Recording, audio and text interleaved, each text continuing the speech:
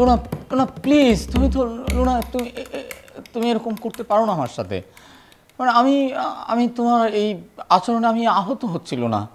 তুমি কোনোভাবেই এটা করতে পারো না। তুমি একটা চিরকুট আর একটা ওভেন ধরে দিয়ে তুমি এখন লাপাত্তা হয়েছো, তুমি এটা একদমই করতে পারো না। নাকি আমার বাসায় অনেক লোকজন, এই জন্য তুমি আসতে লজ্জা পাচ্ছ? আমি কি করবো লুনা বলো?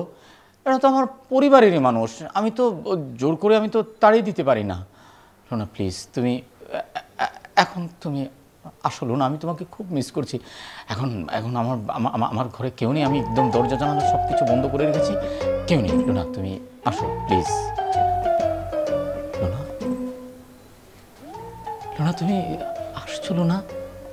এই যে আমি আমি আমি আমার মনের চোখ দিয়ে টিপিয়ে দেখতে পাচ্ছি তুমি এসেছো, তোমার পারফিউমের গন্ধ পাচ্ছি আমি।